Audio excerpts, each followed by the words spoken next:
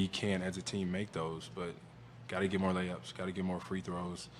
And whenever you miss and don't get back, the games get out of hand kind of quickly.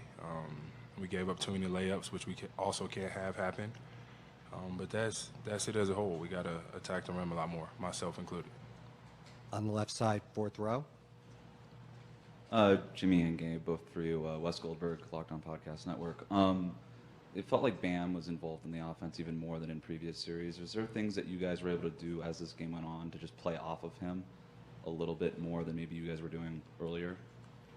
I think we're always trying to find Bam. And the way they guard, he tended to be open with some of our sets a bit, and he made some good reads tonight and made some shots. He's aggressive. We're going to need him to continue to be aggressive and continue to attack and continue to make the right reads for us. I agree. When Bam is making shots, I think he makes everybody's job a lot easier. Anthony Chang, Miami Herald. Jimmy, Gabe. Did it take a while? Did it feel like it took a while to get used to Denver's offense, just in the unique way they kind of generate shots around the rim, especially in the paint there early on? They're a physical group, and I think we had to adjust to their physicality early, especially myself. They had a couple layups on me early that we had to adjust to. But it's a long series. First to 4 wins, adjustments will be made, and we'll learn from this loss. First row in the middle, Joe Varden. Joe Varden, The Athletic. 2 questions. First, Gabe, you got kicked in the head there. I was wondering how you're doing after that. And then when teams play the Nuggets in the playoffs, when they see them for the first time, they remark with how much force they play. And so I'm just wondering what you thought of the Nuggets through one game.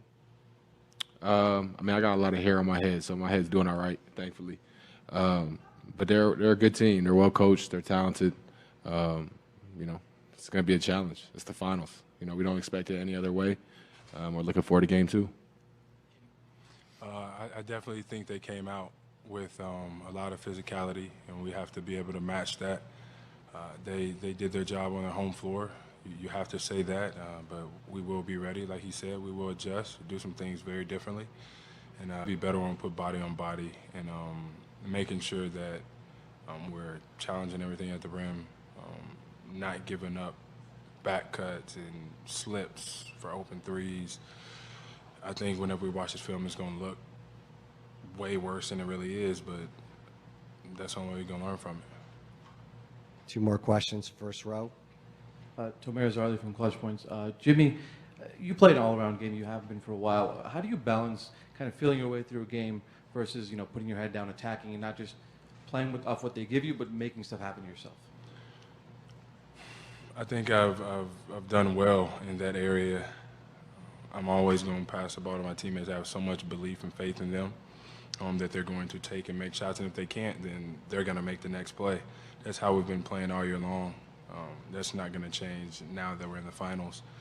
Maybe I have to be a little bit more aggressive. I got to put pressure on the rim. Me with no free throws, that was all on myself, nobody else. So, we'll definitely correct that next game, but only I can do that. Final question, fourth row on the right side. Dan Devine, Yahoo Sports. Jamal got off to a really hot start, was able to get both to his pull-up game and into his facilitating game. Gabe, I'm wondering what kind of challenges does he? He can score in a number of ways. I think one of the things that makes him difficult to guard is when he gets off the ball. And then you got to deal with the cuts, and he's circling back, and they know they're looking for him. So when he's off the ball, you already know the ball is going to end up in his hands at some point. He's a dynamic scorer. He poses threats in different ways, and he's relentless. So it'll be a tall task, and we'll continue to work at it. And for me, you got to attack and attack everybody, not just one individual. I have to do a better job of creating the help, 1, 2 guys, and getting it to my shooter, otherwise finishing at the rim, making shots. But we missed a lot tonight, and we'll be better in game 2 at the end of the day. That's what it is, so we'll take this, we'll learn from it, and we'll be back in 2 days. Thanks, gentlemen. Yeah, appreciate it. Coach said one of his favorite stats of tonight was Miami only took 2 free throws. What's the secret to defending without fouling and preventing Miami from getting to the line? I don't think there's any secret. This game, stay with it, keep playing that style of basketball. But in the end, if we guard a little bit better, not give up so many layups, get back, I think the game's a little bit different. Staying on the left side, second row. Peter Bow with The Athletic. Jimmy, I'm curious, Haywood Highsmith seemed like he was a bright spot for you guys tonight. Just what did you see out of his game, and what has he done to kind of earn more and more playing time?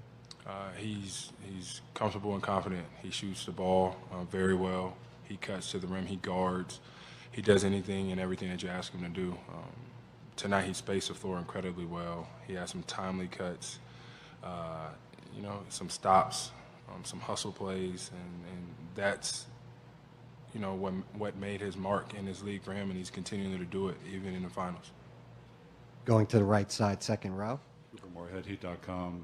Jokic had an efficient night and also had the 14 assists, so he kind of got to both parts of his game. How do you think you guys did in this first attempt with him, and what do you want to adjust with his unique style of play?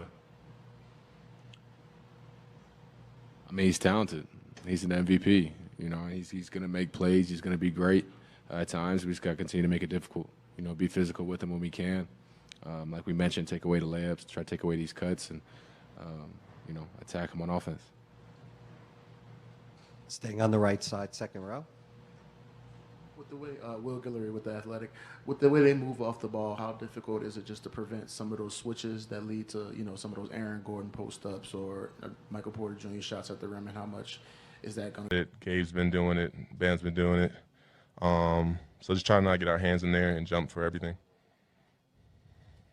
Next question on the right side, fourth aisle, fourth row. Robert Littal, BSO. Early in the game and actually throughout the game, when you guys were defending the pick and roll, you were switching a lot. What does it say about your team when all five players can kind of interchanging on defense? And was that kind of the reason that you think you held them to 42 points in the first half?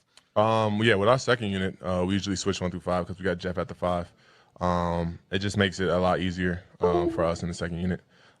We could be more physical, be more aggressive, and try to get stops and get out in transition. Over here, Mike's third row.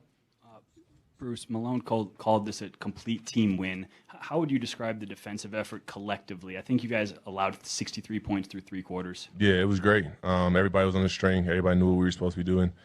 Huge shout out to Mike, blocks, and rebounding. So kudos to him. Number 2, third row in the center. Ryan Blackburn, Mile High Sports.